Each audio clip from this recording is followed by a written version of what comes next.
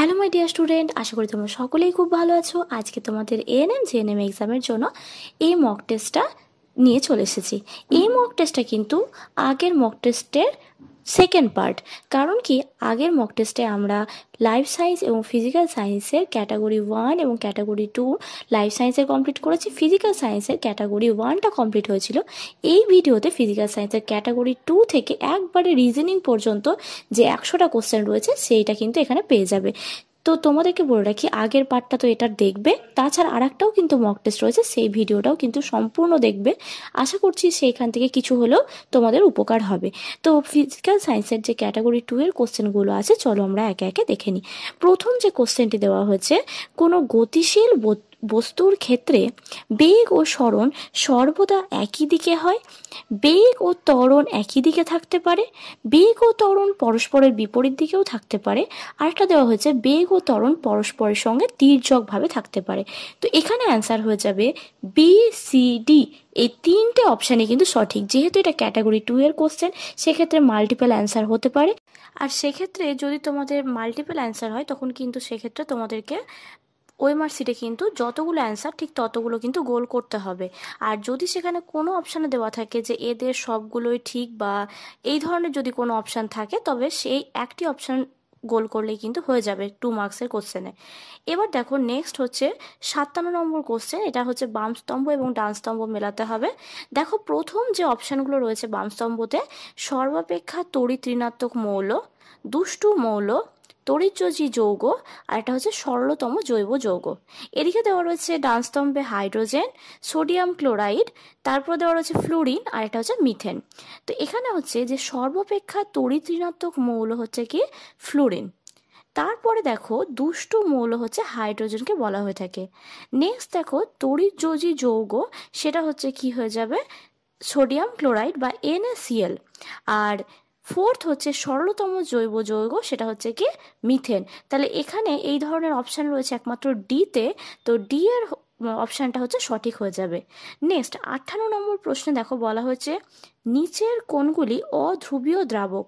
Benzene, জল, carbon tetrachloride নাকি toluene? তো যেইগুলো হচ্ছে অধ্রুবীয় দ্রাবক, সেইটা হচ্ছে কি, একটা হচ্ছে বেনজিন, নেক্সট হচ্ছে কার্বন টেট্রাক্লোরাইড এবং হচ্ছে টলুইন। দেখো, যেমন এই 58 নম্বর কোশ্চেনটা বললাম, এক্ষেত্রে এই ধরনের কোশ্চেন থাকলে কিন্তু ওএমআর শিটে 3টে গোলই কিন্তু তোমাদেরকে করতে হবে। নেক্সট 59 নম্বর প্রশ্নটি দেখো বলা হয়েছে, HCl শনাক্তকরণের ক্ষেত্রে নিচের কোনটি ব্যবহার করবে? Barium nitrate, silver nitrate, barium chloride নাকি নাইট্রিক অ্যাসিড ও ফেরাস সালফেটের দ্রবণ? তো 59 নম্বর প্রশ্নের উত্তরটি হয়ে যাবে যে HCl বা হাইড্রোক্লোরিক অ্যাসিড শনাক্তকরণের ক্ষেত্রে সিলভার নাইট্রেট ব্যবহার করা হবে। এরপর ক্যাটাগরি 2 এর একবারে লাস্ট কোশ্চেন দেখো বলা হয়েছে, কোনো অবতল দর্পণের ক্ষেত্রে বস্তু ফোকাস ও বক্রতা কেন্দ্রের মাঝখানে যদি থাকে, সেক্ষেত্রে প্রতিবিম্বের আকার বস্তু সাপেক্ষে কেমন হবে? বড় ও অবশিষ্ট, ছোট ও অবশিষ্ট, সমান ও অবশিষ্ট নাকি সমান ও সমশিষ্ট? তো এক্ষেত্রে অ্যান্সার হয়ে যাবে 60 নম্বরের, যে প্রতিবিম্বের আকার বস্তুর সাপেক্ষে হবে বড় ও অবশিষ্ট। তাহলে এখানে আমাদের ফিজিক্যাল সায়েন্সে 60 পর্যন্ত কোশ্চেন হয়ে গেল। এবার আমরা ইংলিশে 61 থেকে যে 75 পর্যন্ত যে কোশ্চেনগুলো রয়েছে, সেই কোশ্চেনগুলো কিন্তু একে একে দেখে নেব। ফার্স্ট আমাদের যে ইংলিশের কোশ্চেন রয়েছে ইরর ডিটেকশন। তো এখানে দেখো, প্রথমে যে প্রশ্নটিতে বলা হয়েছে, even among girls who showed an interest in science they preferred life science over physical sciences, দিয়ে দেওয়া রয়েছে নো ইরর। এইবার এখানে যেটা হচ্ছে যে কোন পার্টটা ভুল, পার্ট এ না পার্ট বি না পার্ট সি না পার্ট ডি না পার্ট ই, অর্থাৎ যেখানে কোনো ভুল নেই বা যেটাকে আমরা বলা আছে নো ইরর। এইবার দেখো যে এখানে তুমি যদি লক্ষ্য করো যে পার্ট এতে পুরোটাই ঠিকঠাক রয়েছে এবং পার্ট বি সেখানেও ঠিক রয়েছে, পার্ট সি সেখানেও কোনো ভুল নেই। কারণ কি, এটার মানে বোঝাতে চাওয়া হয়েছে যে কি হয়, যে মেয়েদের ক্ষেত্রে তাদের যদি সায়েন্স মানে বিজ্ঞান বিষয়ে ইন্টারেস্ট থাকলেও সেক্ষেত্রে কি দেখা যায়, অনেক সময় তারা ফিজিক্যাল সায়েন্সের চেয়ে লাইফ সায়েন্সটাই সাবজেক্ট হিসেবে নিতে পছন্দ করে বা প্রেফার করে। তো এখানে দেখো যে life science over physical science, এই যে এইখানে যে এই যে ওভার কথাটা লেখা আছে, তো সেই পার্টে ওভারের জায়গায় হয়ে যাবে টু। তাহলে হচ্ছে কি যে এই যে ডি পার্ট সেটা কিন্তু এরর রয়েছে। নেক্সট 62 নম্বর প্রশ্ন দেখো, the under representation is not only found in developing countries such as India but also in the developed world। এবার এখানে দেখো যে কোন পার্টটা ভুল সেটা জানতে চাওয়া হচ্ছে আবার এই এরর ডিটেকশনে। তো এখানে দেখো this under representation is not only found in developing, এই যে এইখানটাতে বলছে এই যে নট অনলি ফাউন্ড ইন বলছে, এখানে কি হবে নটের আগে ফাউন্ডটা বসবে এবং অনলির পরে যে ফাউন্ডটা আছে সেটা বাদ চলে যাবে। তাহলে সেন্টেন্সটা কি দাঁড়ালো, is found not only in developing countries such as India but also in the developed world। হয়ে গেল এটা। নেক্সট 63 নম্বরে দেখো ফ্রেজাল ভার্ব দেওয়া হচ্ছে, the information and communication technology has dash age and employs very highly paid technologist. তো এখানে হচ্ছে কি যে ফ্রেজাল ভার্বটা বসবে সেটা হচ্ছে কি যে কাম অফ, তো has come of age and employs very highly paid technologist. Next 64 number প্রশ্ন দেখো বলা হয়েছে, he did not have the guards to stand with of up by, এই চারটে অপশন দেওয়া হয়েছে। তো টু স্ট্যান্ড বাই হবে his friend when he was in the travel. Next 65 number প্রশ্নে বলা হয়েছে, এ রুম, এটা হচ্ছে one word substitution, a room in a public building where outdoor clothes or luggage may be left, convent, cloak room, cemetery, casino. তো এখানে answer হয়ে যাবে ক্লোয়াক room. Next 66 নম্বর প্রশ্নে বলা হয়েছে, a group of things that have been hidden in a secret place, cache, clique, brood নাকি drove. তো 66 এর অ্যান্সার হয়ে যাবে যে এটাকে বলা হয় ক্যাচিং। তারপর 67 নম্বর প্রশ্নে বলা হচ্ছে, women like men to flatter them, এটা ভয়েস চেঞ্জ দেওয়া হয়েছে। তো এক্ষেত্রে তিনটে অপশান দেখো দেওয়া আছে, women like flattered by man, man like flattered by women, women like to be flattered by man. তো এখানে অ্যান্সার হয়ে যাবে women like to be flattered by men. Next 68 number প্রশ্নে বলা হয়েছে, I love sitting dash the beach dash night. তো এখানে হচ্ছে প্রিপোজিশন বসাতে হবে। অপশনে কি কি দেওয়া রয়েছে, in at, on at, over on নাকি ওভার ইন। এখানে হয়ে যাবে I love sitting on the beach at night. Next 69 number প্রশ্নে বলা হয়েছে, the medicines you asked for are dash. তো এখানে বসাতে হবে কি, অপশনে দেখো out of stock, out stock, stock out, out of stock. তো এটা হয়ে যাবে আউট অফ স্টক। তাহলে নেক্সট দেখো 70 নম্বর প্রশ্ন, ন্যারেশন চেঞ্জ। এখানে বলা হয়েছে, he said to me I will not give you any medicine without prescription. অপশানে কি দেওয়া রয়েছে, he said to me that he would not give me any medicine without a prescription. তাহলে এটাই আমাদের সঠিক উত্তর, আর আমরা বাকি অপশন দেখতে যাব না। নেক্সট দেখো choose the correct spelled word. তো এখানে বলা হয়েছে কি, করাপ্ট বলে যে স্পেলিংটা হয় সেই স্পেলিংটা কি হয়, CORRUPT। এখানে দেখো সেই স্পেলিংটা শুধুমাত্র অপশান সিতেই রয়েছে, তাই সি হয়ে যাবে সঠিক উত্তর। তারপরটাতেও দেখো নেসেসারি 4টে স্পেলিং দেওয়া হয়েছে, এর মধ্যে এ নম্বর যে অপশানটা হচ্ছে সঠিক। নেক্সট 73 নম্বর প্রশ্নে দেখো অ্যান্টোনিম বের করতে বলা হয়েছে, find the antonym of accept. অপশানে কি দেওয়া রয়েছে, রিসিভ, কনফেস, ডিনাই নাকি অ্যাপ্রুভ। তো এখানে হয়ে যাবে অ্যান্টোনিম হচ্ছে কি অ্যাকসেপ্টার, ডিনাই। নেক্সট লাস্ট দেখো আর দুটো কোশ্চেন বাকি আছে, synonym of love, affection, Amr, passion নাকি অল অফ দিস। তো এখানে অ্যান্সার হয়ে যাবে অল অফ দিস। এই তিনটেই যে বলা আছে যে অ্যাফেকশন, প্যাশন এবং আমর, তো এইখানে সেই তিনটে অ্যান্সারই কিন্তু সঠিক। নেক্সট 75 নম্বর প্রশ্ন দেখো বলা হচ্ছে, antonym of cruel, sensitive, brutal, heartless নাকি ফেরোসাস। তো এখানে হয়ে যাবে অ্যান্টোনিম অফ ক্রুয়েল হচ্ছে কি সেন্সিটিভ। দেখো বলা হয়েছে ৭৬ নম্বর প্রশ্নে সময় এবং বার্ষিক সুদের হার সমান হলে বার্ষিক কত সুদের হারে আসলের ১/৯ সুদ হবে। তো প্রথম কথায় আমরা এখানে আসলটা কত ধরতে পারি। তো ৭৬ নম্বর প্রশ্নের আসল হচ্ছে, আমরা জানি কি আসল বলতে কি বোঝায়, পি। তো এই পি সমান হচ্ছে এক্স। সুদ হচ্ছে কত, সুদ বলা হয়েছে যে আসলের ১/৯, তাহলে সুদ আই সমান হচ্ছে এক্স গণিত 1/9 হয়েছে। এইবার বলা হয়েছে কি যে সময় আর বার্ষিক সুদের হার সমান, তাহলে সময় টি আর বার্ষিক সুদের হার আর, এই দুটো সমান ওয়াই বলেছে। এবার যদি ধরে নিই যে সময় আর বার্ষিক সুদের হার যেহেতু সমান বলেছে, তাই বার্ষিক সুদের হার যদি আমি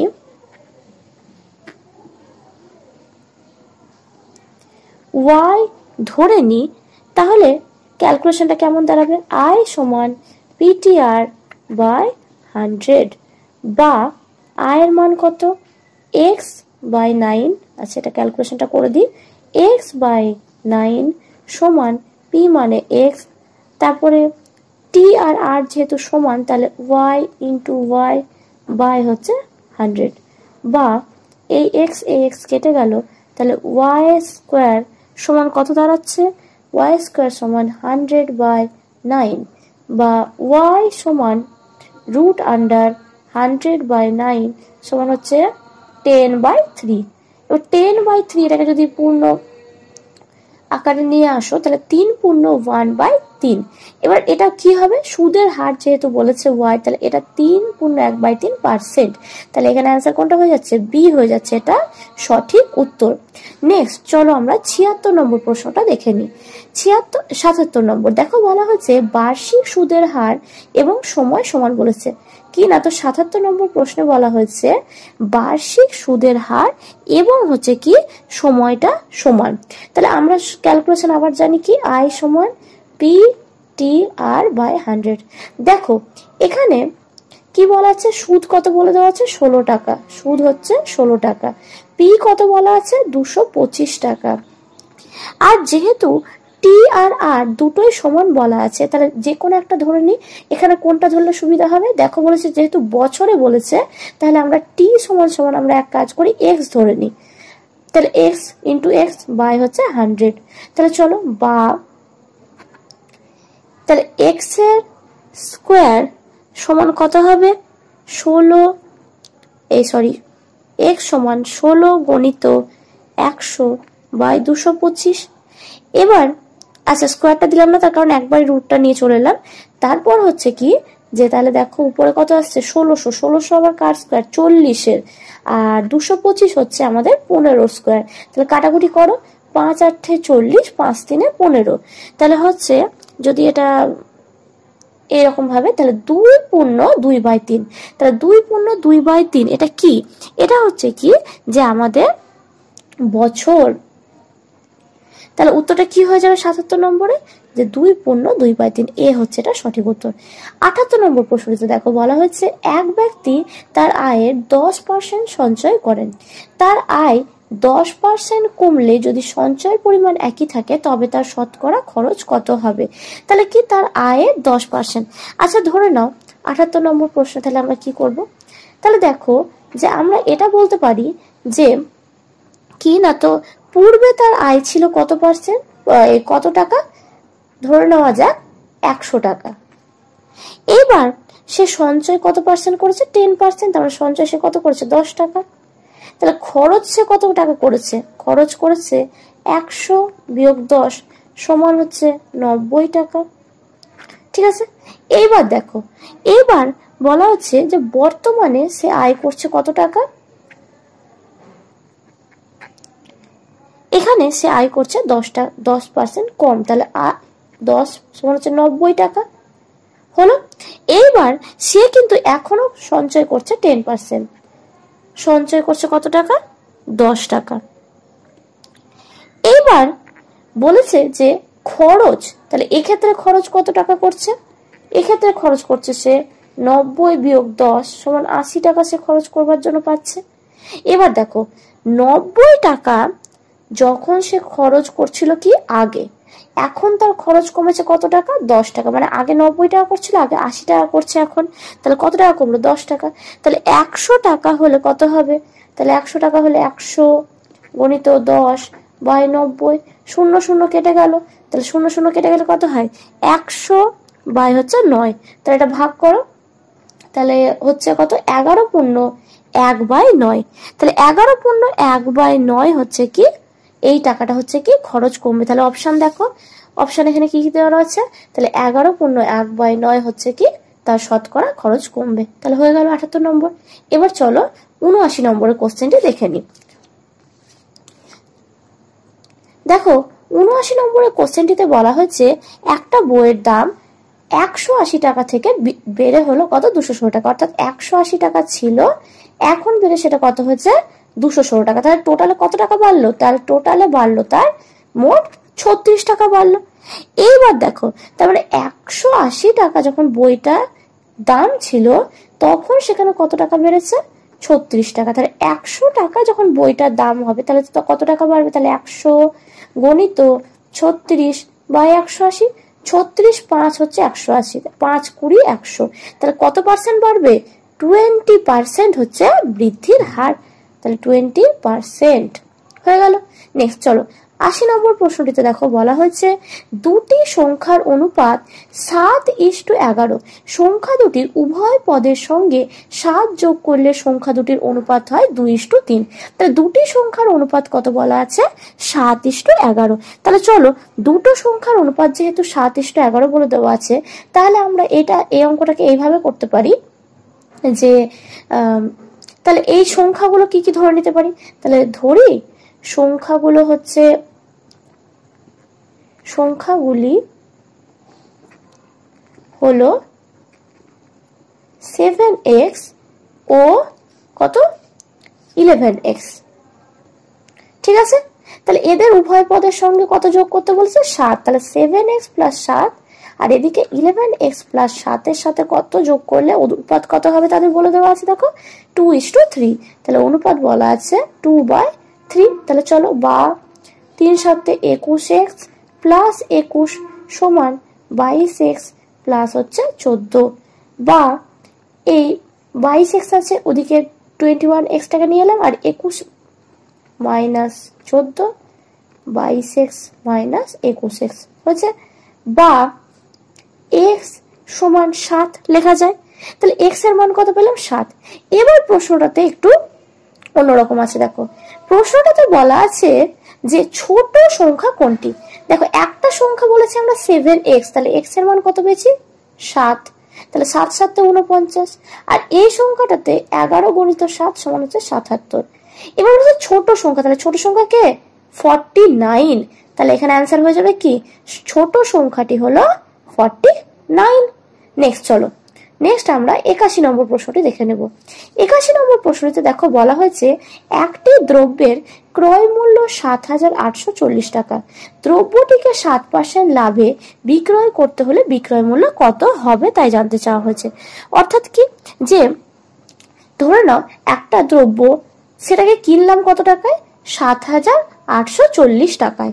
তাহলে কত টাকায় কিনেছি হচ্ছে কি 7,840 টাকায় হচ্ছে। এইবার সেখানে কি বলা আছে যে আমাদেরকে 7% লাভ করতে হবে। অর্থাৎ যদি আমরা কোনো একটা জিনিসকে 100 টাকায় কিনি তাহলে সেক্ষেত্রে আমরা এখানে ধরে নিতে পারি যে কস্ট প্রাইস কত টাকা, 100 টাকা যদি হয় তাহলে প্রফিট আমাকে কত পার্সেন্ট রাখতে বলেছে, 7%। তাহলে 100% যদি সেলিং প্রাইস হয় তাহলে হচ্ছে যে প্রফিট তার কত হবে বা লাভ কত হবে, 7%। তাহলে সেলিং প্রাইস বা এসপি তাহলে কত হবে, 107%। অর্থাৎ 100 টাকায় কিনবো, 7% প্রফিট রাখতে বলেছে। তাহলে 100 টাকার সাথে আরো 7 টাকা যোগ করে আমরা কত টাকায় জিনিসটা বিক্রি করব, 107 টাকায়। এইবার যেটা হচ্ছে যে তার মানে যে এই যে 100% সেটা কাকে বোঝাচ্ছে, 7,840 টাকাকে। ঠিক আছে, তাহলে এবার চলো তাহলে 1% মানে কাকে বোঝাবে, তাহলে 7,840 বাই 100 টাকা। তাহলে 107% সমান 7,840 গণিত 107 বাই হচ্ছে 100 টাকা হলো। এবার এই শূন্য কেটে গেল। এবার এইটা 784 সঙ্গে 107 গুণ করলে হয় 83,888 বাই হচ্ছে 10 সমান 8,388.8 টাকা। তাহলে এই দামে যদি আমরা জিনিসটাকে বিক্রি করি তবে আমাদের কত পার্সেন্ট লাভ থাকবে? 7%। তাহলে দেখো বি হয়ে যাবে এটা সঠিক উত্তর। নেক্সট 82 নম্বর প্রশ্নটিতে দেখো বলা আছে 1,080 টাকায় একটা সেলাই মেশিন বিক্রি করে তার কত পার্সেন্ট ক্ষতি হয়েছে? 10% ক্ষতি হয়েছে। তাহলে কত টাকায় বিক্রি করলে তার 10% লাভ হবে? তাহলে চলো, তাহলে প্রথমত আমাদেরকে হচ্ছে কি সেই জিনিসটা আমরা কত টাকায় কিনেছি, না তো আমি যখন সেটা কিনেছি কস্টিং পড়েছে ধরে নাও কোন একটা জিনিসের 100% ওই সেলাই মেশিনটা। এবার সেটা লস খেয়ে গেছি কত পার্সেন্ট? 10%। তাহলে লস যদি 10% লসে যদি বিক্রি করি তাহলে তার সেলিং প্রাইস কত টাকা দাঁড়ালো? 90 টাকা বা 90%। এবার এই 90% সমানই কত টাকা বলে দেওয়া আছে? এই 1,080 টাকা। তাহলে এই 90% সমান বলে দেওয়া আছে কত? 1,080 টাকা। তাহলে 1% মানে কি বোঝাচ্ছে? তাহলে 1,080 বাই হচ্ছে 90 টাকা। তাহলে 100% সমান কত? 1,080 বাই 90 গণিত 100। তাহলে 0 কেটে গেল। তাহলে হচ্ছে আর 9 12 108, তার মানে 120। তার মানে তোমরা দেখো যে এখানে হচ্ছে 1200 টাকা। তাহলে এটা হচ্ছে কি প্রাইস? এটা হচ্ছে কস্টিং প্রাইস। এইবার তাহলে তার যদি এই কস্টিং প্রাইসটা 1200 টাকা হয়, আমাদেরকে বলেছে যে দ্রব্যটিকে 7% লাভে বিক্রয় করতে হলে 10% ক্ষতি হয় তবে বিক্রয় করলে 10% লাভ হতে হবে। তাহলে 10% লাভ হওয়ার জন্য আমরা কি করব? 10% লাভ হওয়ার জন্য তাহলে যখন আমরা 100% মানে আমরা কি বুঝছি? এই 1200 টাকাটা। তাহলে 110% অর্থাৎ 100 টাকায় 110 টাকা আমাদেরকে যদি আমরা জিনিসটা চাইছি যে 10% লাভে বিক্রি হোক, তাহলে সেক্ষেত্রে আমাদের দামটা কত দাঁড়াবে তাই বলা হয়েছে। তাহলে 110 গণিত 1200 বাই হচ্ছে 100, 0 কেটে গেল। তাহলে কত দাঁড়ালো? 1320 টাকা। তাহলে 1320 টাকায় যদি আমরা জিনিসটাকে বিক্রি করে দিই তাহলে আমাদের সেক্ষেত্রে কত পার্সেন্ট লাভ হবে? 10% লাভ হবে। নেক্সট চলো আমরা 83 নম্বর কোশ্চেনটি দেখে নিই। নেক্সট দেখো 83 নম্বর প্রশ্নটিতে বলা হয়েছে এ বি ও সি তিনটে নল একত্রে রয়েছে এবং একটি খালি চৌবাচ্চা 5 মিনিটে পূর্ণ করে। তাহলে এ বি আর হচ্ছে সি তিনজনে কত মিনিটে সেই চৌবাচ্চা পূরণ করে? 5 মিনিটে। ঠিক আছে। তারপর বলা হয়েছে এ আর বি পৃথক ভাবে যথাক্রমে 15 মিনিট। তাহলে এ একাই করে কত মিনিটে? 15 মিনিটে। আর বি একাই করে কত মিনিটে? 20 মিনিটে। এবার এটা বলে দেওয়া আছে, জানতে চাওয়া হয়েছে সি একাই কতক্ষণে করবে। তাহলে এ যদি 15 মিনিটে করে, বি যদি 20 মিনিটে করে, তাহলে প্রথমে আগে তিনটা লসাগু করো। তাহলে 5 15 আর 20, 15 আর হচ্ছে 20 লসাগু করলে কত হয়? 5 একে 5, 5 3 15, 5 4 20। তাহলে লসাগু হবে দেখো 60। ঠিক আছে। এবার এদের লসাগু দাঁড়ালো 60। 1 মিনিটে তাহলে তারা কতক্ষণ করবে? তাহলে 5 মিনিট। তাহলে 1 মিনিটে এ বি সি কতক্ষণে করছে? 1 মিনিটে এরা করছে কতটা? না তো হচ্ছে 12 ইউনিট হচ্ছে কি জল পূরণ করছে। আবার 1 মিনিটে এ কতটা জল ভরছে? এ ভরছে হচ্ছে 4 ইউনিট। আর বি একাই করলে কত ইউনিট করছে? না তো 3 ইউনিট। ঠিক আছে। এবার এই যে এখানটাতে আমরা যে পেলাম, তাহলে প্রত্যেকে টোটাল এখানটাতে আমরা বের করে নিয়েছি। এবার দেখো এ বি সি তিনজনে মিলে হচ্ছে কত ইউনিট জল ভরছে?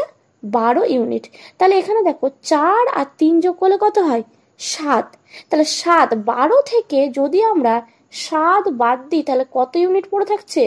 5 ইউনিট। তাহলে সি 1 মিনিটে কতটা জল ভরতে পারছে? 5 ইউনিট পর্যন্ত ধরে নাও। তাহলে আমরা ধরে নিতে পারি যে সি এই পুরো কাজটা অর্থাৎ এই যে এই চৌবাচ্চা যে খালি করবার যে ব্যাপারটা সি নলটি তাহলে কতক্ষণে করবে সেটা আমাদেরকে জানতে চাওয়া হয়েছে। তাহলে সি তাহলে টোটাল আমরা কত মিনিট পেয়েছি? 60 মিনিট। 5 ইউনিট করে ভরছে 1 মিনিটে, তাহলে কত মিনিট পড়ে থাকছে? 12 মিনিট। এরপর চলো 84 নম্বর প্রশ্নটিতে বলা হয়েছে একটি ত্রিভুজের বাহুর দৈর্ঘ্য যথাক্রমে 6 সেন্টিমিটার, 8 সেন্টিমিটার ও 10 সেন্টিমিটার। তাহলে ধরে নাও একটা ত্রিভুজ আঁকলাম। এবার ত্রিভুজের একটা বাহু কত? 10 সেন্টিমিটার প্রশ্নে বলা আছে। আরও দুটো বাহু আছে, দুটো বাহু কত বলা আছে? না তো একটা বলা আছে 6 আর একটা বলা আছে 8। তাহলে আমরা যদি ধরো এইটাকে 8 সেন্টিমিটার নিয়ে নিই আর এইটা যদি 6 সেন্টিমিটার নিই, এবার হচ্ছে বলেছে পরিবৃত্তের ব্যাসার্ধ। তো পরিবৃত্তের হচ্ছে কি এই যে এইটা হচ্ছে পরিবৃত্তের ব্যাসার্ধ, এই যে এটার হাফ। এবার তাহলে ফর্মুলাটা কি জানি? পাই আর স্কোয়ার। পাই মানে কত? 22/7। এবার এখানে একটা জিনিস হয়, সেটা হচ্ছে কি অতিভুজের অর্ধেক, আর মানে হচ্ছে অতিভুজের হাফ। তাহলে অতিভুজ কত? 10, তাহলে অর্ধেক হচ্ছে কত? 5, তাহলে 5-এর স্কোয়ার।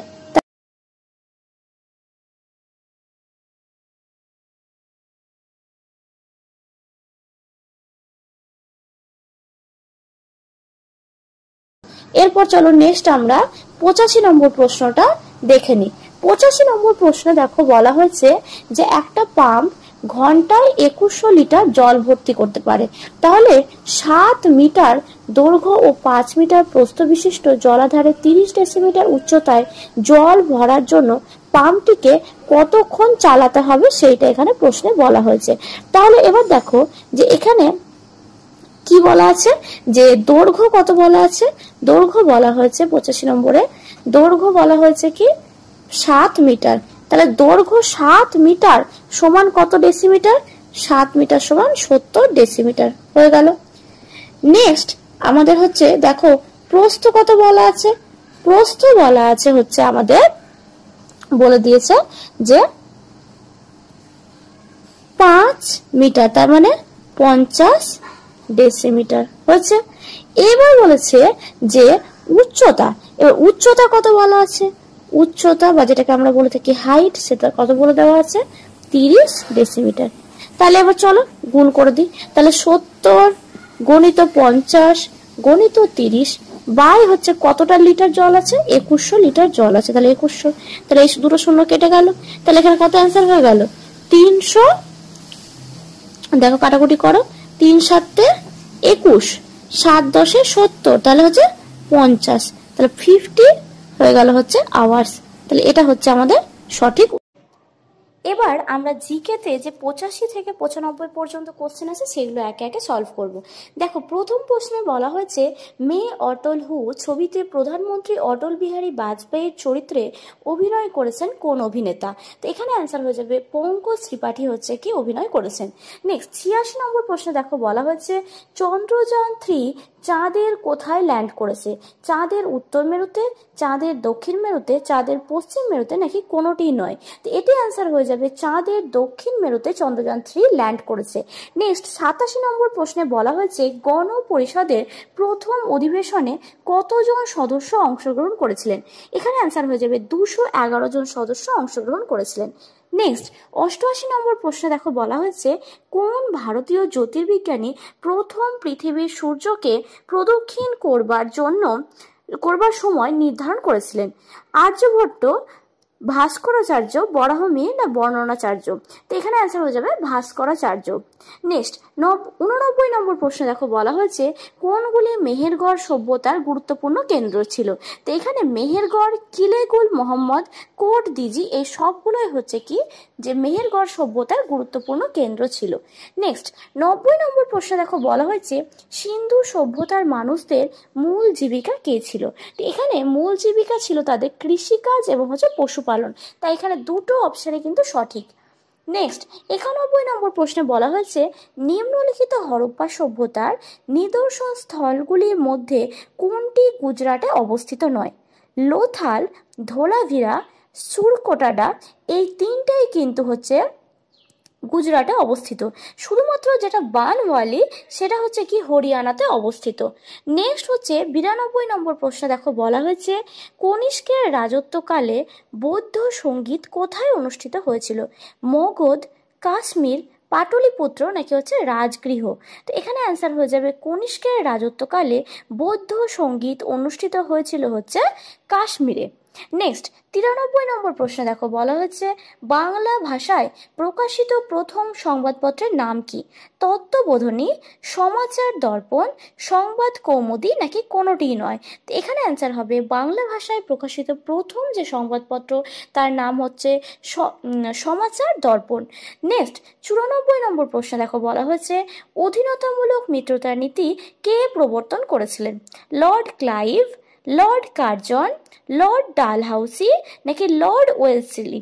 তো এখানে হয়ে যাবে লর্ড ওয়েলেসলি হচ্ছে কি অধীনতামূলক মিত্রতা নীতি প্রবর্তন করেছিলেন। নেক্সট এটা হচ্ছে জিকে লাস্ট কোশ্চেন, দেখো বলা হচ্ছে দক্ষিণ ভারতের সর্বোচ্চ শৃঙ্গ কোনটি? দোদাবেতা, নীলগিরি, অনয়মুদি নাকি গরু শিখর? তো দক্ষিণ ভারতের সর্বোচ্চ শৃঙ্গ হচ্ছে আনাইমুদি। এরপর চলো আমরা রিজনিং এর কোশ্চেনগুলো একে একে সলভ করি। এবার চলো রিজনিং এ আমাদের যে কোশ্চেনগুলো রয়েছে 96 থেকে 100 পর্যন্ত, প্রথম 96 নম্বর কোশ্চেনটি দেখে নিই। দেখো বলা হয়েছে এখানে একটা বক্স গোলের মতন দেওয়া রয়েছে, তো সেখানে কি রয়েছে বিভিন্ন সংখ্যা বসানো রয়েছে। এই ঘরে আমাদেরকে একটা সংখ্যা বসাতে হবে। এবার দেখো তোমরা যদি লক্ষ্য করো, প্রথমে আমরা এই ঘরটাতে আসি। দেখো এখানে রয়েছে 76 আর এখানে রয়েছে 13। তো তোমরা যদি এখানে কোথাও গুণ, যোগ বা ভাগ বা বিয়োগ এই বিভিন্ন প্রসেসগুলো অ্যাপ্লাই করবে। তো তোমরা যদি এখানটাতে একটু লক্ষ্য করো ভালো করে, যে 7 আর তার সঙ্গে যদি আমরা 6 যোগ করি তাহলে কত হয়? 13। তাহলে দেখো এই ঘরটার সাথে এই ঘরটাতে মিলে গেল।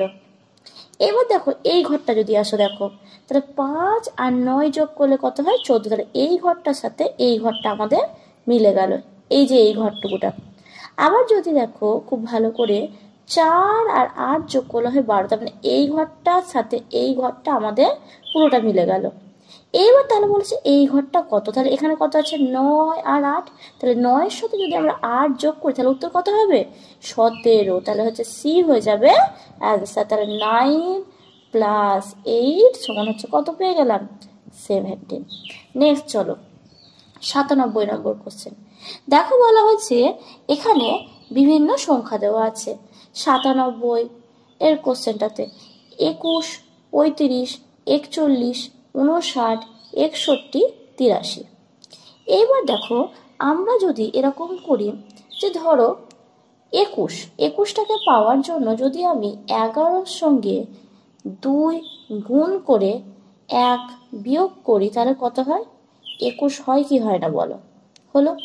ঠিক সেমভাবে যদি আমরা 11কে 3 দিয়ে গুণ করি তাহলে কত হয়? 33। 33-এর সঙ্গে যদি 2 যোগ করি তাহলে 35 হয়। তাহলে 21 কিভাবে এলো, 35 কিভাবে এলো আমরা পেয়ে গেলাম। নেক্সট চলো 11-র সঙ্গে যদি আমরা 4 গুণ করি, দিয়ে সেখান থেকে 3 বাদ দিই, অর্থাৎ কি প্রথমে একবার -1 তারপরে +2 দেন -3 দেন আমরা করবো কত? +4। তাহলে চলো এখানে কত হয়? 44 থেকে 3 বাদ দিলে হয় আমাদের 41। তারপরটা কিভাবে আসবে? 11 গুণিত 5 +4। তাহলে 11 5-এ কত হয়? 55 আর 4-এ 59 হয়ে গেল 4টে। নেক্সট 11-র সাথে যদি আমরা 6 গুণ করে সেখান থেকে 5 বাদ দিই তাহলে আমাদের কাছে কত থাকবে? 61। দেন পরের ঘরটা দেখো 11-র সাথে 7 গুণ করে সেটার সঙ্গে যদি আমরা 6 যোগ করি তাহলে কত হয়? 83। এইবার লাস্ট ঘরে কত হবে? 11-র সাথে 8 গুণ করো 88। 88 থেকে কত বাদ দেব? 7 বাদ দেব, তাহলে কত হবে? 81। তাহলে আমাদের উত্তর কত হয়ে গেল? 97। এ হচ্ছে আমাদের উত্তর। আশা করি বুঝতে পারলে। এবার চলো এই বক্সটাতে, দেখো বক্সটাতে বলা হয়েছে 3, 6, 12, 4, 12, 36, 20 আর হচ্ছে 80। এইবার দেখো তো যে এই বক্সটাতে আমাদেরকে সেম একই রকমভাবে গুণ যোগ ভাগ এইসব কিছু করতে হবে। এবার দেখো 3-এর সঙ্গে যদি আমরা 2 গুণ করি তাহলে কত হয়? তাহলে 3 দুগুণে 6 হয়। ঠিক আবার একই রকমভাবে 6কে যদি আমরা 2 দিয়ে গুণ করি তাহলে কত হয়? 12 হয়। তাহলে 3-এর সাথে 2 গুণ করলে আমাদের কত হচ্ছে? 6। 6-এর সাথে 2 গুণ করলে আমাদের কত হচ্ছে? 12। এবার 4-এর ক্ষেত্রে দেখো, 4-এর সঙ্গে যদি আমরা 3 গুণ করি তাহলে কত হয়? 12। 12-র সঙ্গে যদি আমরা 3 গুণ করি তাহলে কত হয়? 36। এবার লাস্ট যে এই ঘরটায় দেখো 20-র সাথে যদি আমরা 4 গুণ করি তাহলে কত পেয়েছি? 80। তারপরে নিশ্চয় এখানে কিছু একটা সংখ্যা ছিল যেটার সঙ্গে 4 গুণ করে আমরা 20 পেয়েছি। তাহলে এখানে কোন সংখ্যাটা ছিল? দেখো 5 গণিত 4 হলে তবেই তো 20 হয়। তার মানে এই ঘরটায় কত ছিল? 5 ছিল, সঠিক উত্তর হয়ে যাবে। নেক্সট চলো 99 নম্বর কোশ্চেন। 99 নম্বর কোশ্চেনে দেখো বলা হয়েছে if at is equals to 80, bat is equals to 320, then cat is equals to কত? তাহলে প্রথমত আমরা জানি অ্যাডটা বসাই, চলো আগে। এইবার হচ্ছে যেটা যে অ্যাডটা এলো কিভাবে? অ্যাটের এ হচ্ছে কত নম্বরে বসে? এ হচ্ছে 1 নম্বরে। আর টি কত নম্বরে বসে পজিশনে? আমরা জানি এ থেকে জেডের দিকে গেলে টি বসে হচ্ছে 20 নম্বরে। এবার 1 আর হচ্ছে আমরা 20 পেয়ে গেলাম। এইবার আমাদের মেন কি কাজ? না তো যদি আমরা এরকম করি, একের সঙ্গে যদি 2 গুণ করি তাহলে কত হয়? 2 পেলাম। 20-র সঙ্গে যদি আমরা 2 গুণ করি তাহলে কত পাই? 40। এবার বলো তো 40 আর এই 2কে যদি আমরা গুণ করি তাহলে কত পেয়ে যাব? 80। তাহলে 1 মানে 80, সেটা পেয়ে গেলাম। কিভাবে এলো? ঠিক একই রকম ভাবে তাহলে এবার ব্যাটটা, চলো ব্যাট কি করে এলো দেখি। ব্যাট বলে দেওয়া আছে এখানে কত? 320। তাহলে 1 মানে তো 80। আচ্ছা বি কত নম্বর পজিশনে হয় বলো? বি হয় আমরা জানি হচ্ছে কত নম্বর পজিশনে? 2 নম্বর পজিশনে। তাহলে এখানে যেমন 2 দিয়ে আমরা গুণ করেছি একই রকম ভাবে এটাকেও 2 দিয়ে গুণ করো, তাহলে কত হয়? 4। আর 1 মানে হচ্ছে কত? 80। তাহলে ব্যাট মানে বি মানে হচ্ছে 4 আর 1 মানে হচ্ছে কত? 80। এটা তো আমরা পেয়ে গেছি আগে। তাহলে 4 গণিত 80 সমান কত হবে? 320। তাহলে ব্যাটটা কিভাবে এলো আমরা পেলাম। এবার লাস্ট আমাদেরকে বের করতে হবে ক্যাট। আচ্ছা সি মানে কত বলো তো? সি মানে হচ্ছে সি 3 নম্বরে বসে, তাহলে 3-এর সাথে 2 গুণ করো, কত হয়? 6। আর 1 মানে কত? 80। তাহলে 6 গণিত 80 সমান হচ্ছে কত? 480। তাহলে বি হয়ে যাবে এটা সঠিক উত্তর। নেক্সট চলো আমাদের লজিক্যাল রিজনিং এর একবারে লাস্ট কোশ্চেন এবং এই সিরিজের সব থেকে শেষ প্রশ্ন। দেখো 5:21 হচ্ছে কত দেওয়া আছে? 6। এবার যেটা হচ্ছে প্রশ্ন যে 5:21 দেওয়া আছে, তোমরা দেখো এইটা থেকে এইটার মধ্যে কত ঘর ডিফারেন্স রয়েছে? 16 ঘর, তাই তো? তাহলে 5:21 থেকে 5 বাদ দিলে যদি আমাদের 16 ঘর ডিফারেন্স হয়, তাহলে 6 আছে। তাহলে 5-এর সাথে যদি আমাদের 16 যোগ করে যদি আমাদের 21 আসে, তাহলে 6-এর সাথে 16 যোগ করে দেখো কত আসবে? 22। তাহলে আমাদের অ্যান্সার কি হয়ে গেল? 22। এই ভিডিওতে আমরা 100 নম্বর কোশ্চেন অবধি সলভ করে ফেললাম। এবার তোমাদের যে কোশ্চেনগুলোতে যদি কোথাও কোনো অসুবিধা থেকে থাকে তাহলে তোমরা আমাকে কমেন্টের মাধ্যমে জানাতে পারো। আর তোমাদের যদি এই ভিডিওটি ভালো লেগে থাকে তাহলে চ্যানেলটিকে সাবস্ক্রাইব করে নেবে এবং ভিডিওগুলো বন্ধুদের মধ্যে শেয়ার করে দেবে। Thank you.